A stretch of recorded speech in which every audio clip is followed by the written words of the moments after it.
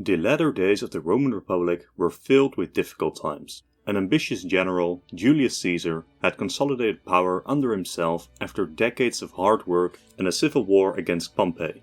He had himself declared dictator for life and was set to lead the Roman Republic down a new path. Who knows how Caesar would change the nation?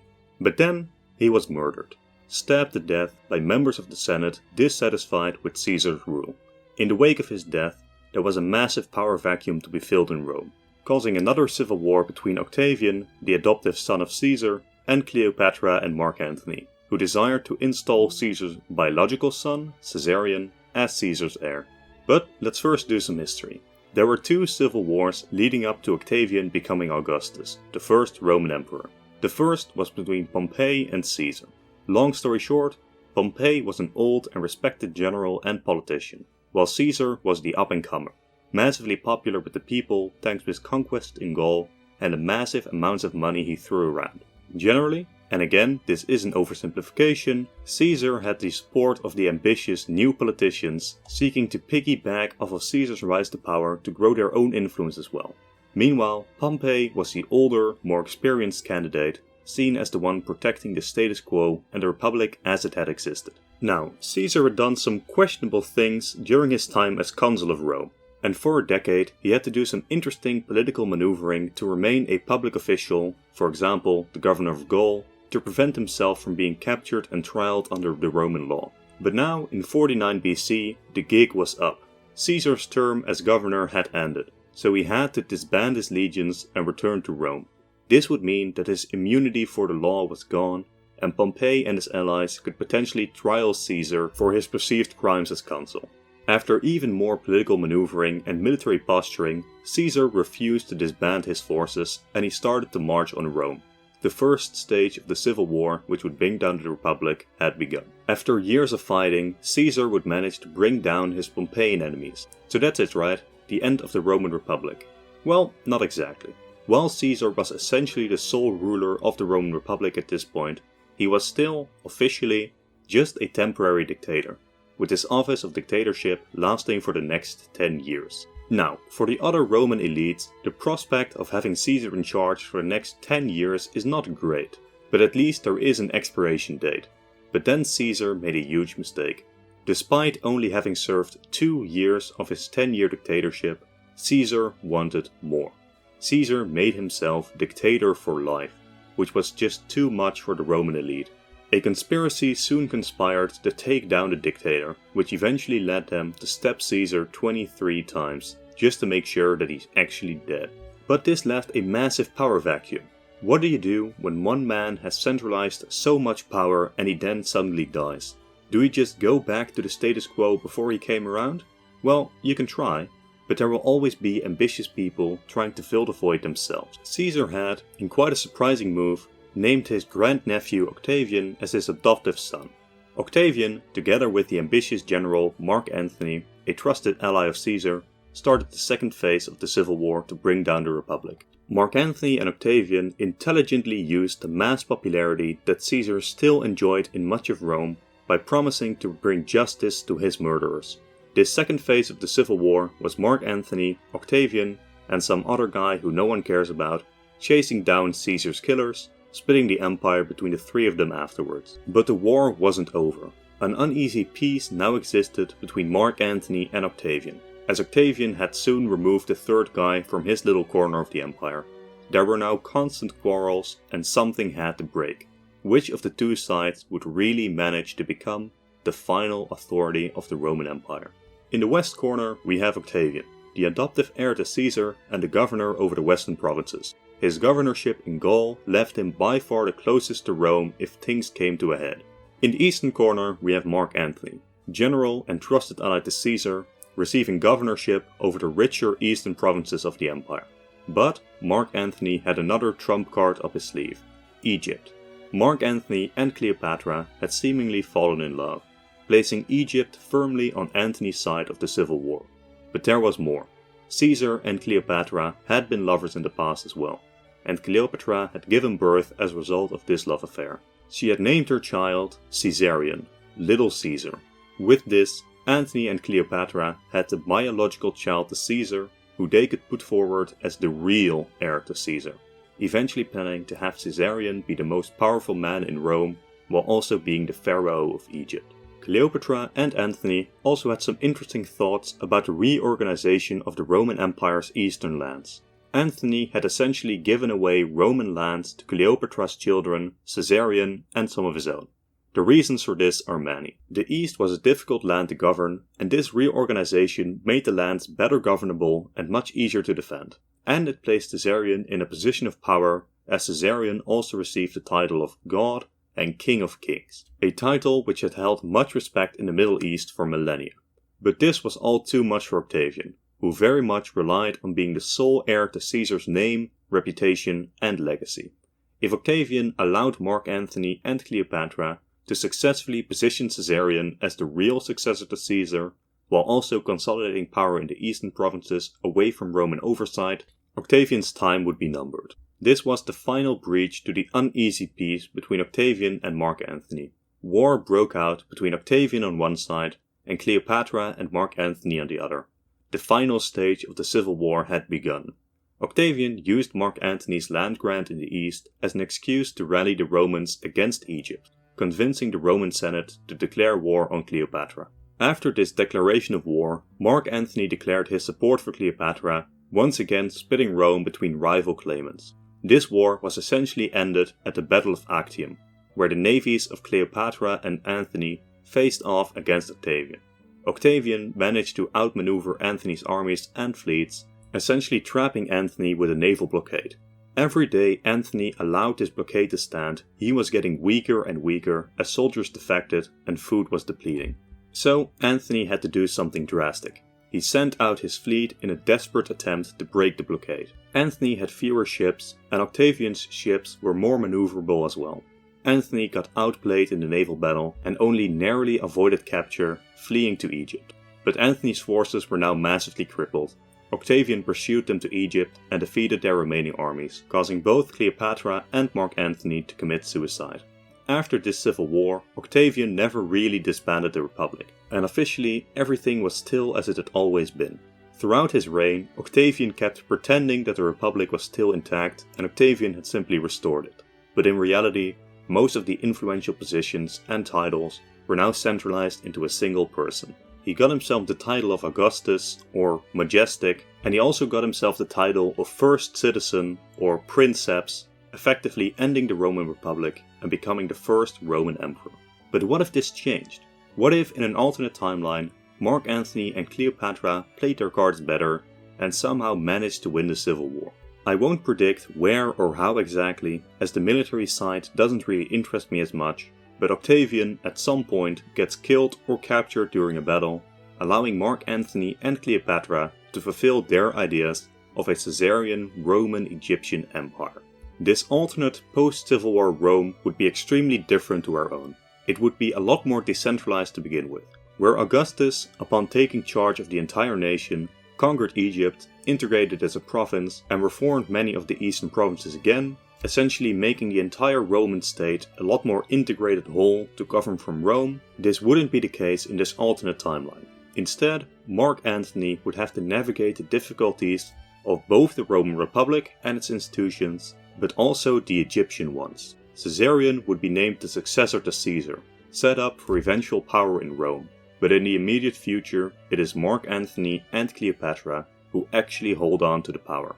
It is quite likely that they fail to reform the Roman Republic into some form of Roman Empire, instead allowing an unstable republic to continue. Octavian was brilliant in his slow but steady consolidation of power into his own person, and later his chosen successor. He did this by pretending he was not only the savior of the Republic, but its continuation as well. All the Republican positions and institutions were still intact, they were just either weakened or centralized into Octavian himself. This would be very difficult for Mark Anthony to replicate, especially since Mark Anthony had to do it through Caesarion, and the popularity of both Caesar and Octavian would actively work against Antony's desires. Because Mark Anthony had been subjected to a thorough discrediting campaign by Octavian, not to mention Mark Anthony by himself not being the most popular in Rome thanks to his actions as Caesar's regent decades ago. Especially Mark Anthony's actions in Egypt led to him being seen as a puppet to Cleopatra, a traitor to Rome. Now with him winning the civil war, Mark Anthony does have enough authority and military power to control the Republic in the short term, but I very much doubt he would be able to do the same as Octavian did in our own timeline and consolidate power in such a way that people start to accept his rule as legitimate. So, Mark Anthony is seen by the Roman elite as a new Caesar hungry for power and not an alternate Octavian restoring the Republic, or at least pretending to. With Octavian, the Roman elites, and this is oversimplified, sighed and decided that Octavian's pseudo-rule was preferable to more civil wars. Octavian's slow and steady power grab ensured the Senate and the Roman elites that they would hold on to a certain amount of power and respect. With Mark Anthony though, his rule would be seen as a return of a dictator, and an Egyptian traitor to Rome at that. In the short term, force would allow his rule to last, but plots would be abound to remove him from power. We can get some idea of how Mark Anthony would rule in his governorship of Italy while Caesar was fighting his civil war against Pompey. He used force against a popular mob, damaging his relations with the population of Rome, his opposition, and even Caesar himself. It is likely that Mark Anthony, upon winning the civil war, would be brutal in putting down any opposition to his new rule, murdering or punishing many who may have supported Octavian in the civil war or opposed his rule after the war. So the following decade would be spent by Mark Anthony attempting to consolidate the position of himself, Caesarion, and his other sons. Perhaps he names himself dictator, perhaps he simply rules as a consul, or trades around the role of consul between himself, Caesarion, and his other children. Meanwhile, Cleopatra would continue to rule in Egypt while preparing Caesarion for his role as pharaoh. Caesarion would be extremely busy during this time, as at the same time as this pharaoh stuff, he also has to be involved in Rome in his role as Caesar's new heir and public figure. Relatively little is known about the personality of Caesarion in our own timeline, as he was murdered by Octavian when he was only 17 years old, before accomplishing much of note. For this reason, we will assume that Caesarion is reasonably charismatic and capable, but not necessarily a genius. Somewhere following the decade of the Civil War, Mark Anthony would die, either by disease, murder, or simply old age. Upon his passing, assuming he has been able to hold on for power for as long as he did, a political struggle would begin. Caesarion would try to position himself as the successor to both Mark Anthony and Caesar, but would find pretty universal opposition. The popularity of being the successor to Caesar would have declined over the years, as Caesar becomes more of a figure of the past, and the dictatorship of Mark Anthony and Cleopatra is continued to be seen as illegitimate and Egyptian domination over Rome. It is quite likely that upon the death of Mark Anthony, the Roman elite spring into action trying to regain control over the state. How this would happen exactly would be impossible to say, as we don't know exactly how Mark Anthony would have left all the pieces on the board before dying. If Caesarion has solid control over most of the provinces and legions, as well as Egypt himself, then it is likely that the Roman elite would try more subversive means of regaining control over the state institutions, murdering Caesarion or opposing him politically. After all, Caesarion, even if controlling the legions, wouldn't be a dictator in any capacity, or if he was, this would only mean that his population keeps declining even more. If Caesarion, however, doesn't have full control over the legions, then the Roman elites are quite likely to take an assertive stance against him, slowly reducing his role from political figure to public figure, until Caesarion is eventually reduced to Egyptian pharaoh with some loose ties to Rome. Whatever happens after the death of Mark Anthony, over the next couple of decades, Caesarion's power would be reduced. In the meantime, Mark Anthony and Cleopatra would, however, have consolidated much of Rome's former power in the Eastern Mediterranean into the hands of Caesarion and Egypt, since Caesarion's position as pharaoh is much more secure than his future rulership over Rome. So, after the death of Mark Anthony, Cleopatra and Caesarion would work together to attempt to keep their little dynastic empire from falling apart, but it would be in vain. The more Caesarion tries to hold on to power in Rome, the less popular he gets. The more Cleopatra intervenes or assists his son, the more Caesarion is seen as an Egyptian puppet. Caesarion's reign is not to last. And here we meet the fundamental difference between our timeline and this scenario. The Roman Republic was dying and failing. long before Octavian or Caesar came around. A general named Sulla had marched on Rome long before Caesar did, with his little protege of Pompey. Sulla had murdered his political opponents, declaring he fixed the Republic, and then laid down his office as dictator. While temporarily fixing Rome's issues, this intensified the great man politics of the Roman Republic, and the next generation of great men would rock the Republic to its core. Pompey and Caesar would fight out a civil war for domination over the Republic, and with the victory and death of Caesar, another period of civil war erupted. When this finished and Octavian took power, he started to mix republicanism and emperorship in a perfect subtle way to definitively end the Roman Republic without dissolving it, without becoming a dictator for life, without becoming a king. He was simply the princeps, the first civilian of Rome. And Octavian was crucial in this process. Without Octavian to end the Republic suddenly, little would have changed after the death of Mark Anthony and the removal of Caesarion from political power. We are back to the unstable republican system. On the whole, we would see a massively weakened Roman state, internally crippled, with the weak republic either continuing to pewter on with competition between Caesarion and his family members and the old elite, continuing to deteriorate in a slow but steady death of the state, or the tradition of generals marching on Rome to restore the republic continues, until either Rome unravels around itself or an alternate form of the Roman Empire finally rises. It is impossible to say which of these would happen, since we are now fundamentally altering the players playing the game of power within Rome. Apart from the political system, Rome would also be much weaker territorially. Egypt would remain separate, and as Caesarion and his descendants failed to consolidate power over Rome, they would return to focusing on ruling Egypt as a mixed Roman-Greek ruling family. Instead of the Romans fighting the Parthians in the eastern Mediterranean, it would be a battle between an empowered Egypt, a weaker Rome, and a similar-sized Parthia. The battlefields of this three-way conflict would likely be the place where the new, most powerful man of the post-Caesarian Rome would be born, with successes against either Egypt or Parthia being the launching pad for many political success stories within Rome. How this alternate struggle of power between the three powers would go is impossible to say, but it's most likely a back and forth between the three powers about Mesopotamia, Anatolia, and the Levant. If one of the three manages to establish significant control over the Middle East, the two others would likely team up to push them back. It would be in everyone's benefit to not let the others completely fall. For example, it would be a disaster for Parthia if Rome manages to completely conquer Egypt, as it would place Rome in a much better position to fight Parthia in a 1v1. So it's quite likely that in some form or another, this would be a century-long conflict between the three Middle Eastern powers. But looking even further into the future from this point is simply impossible.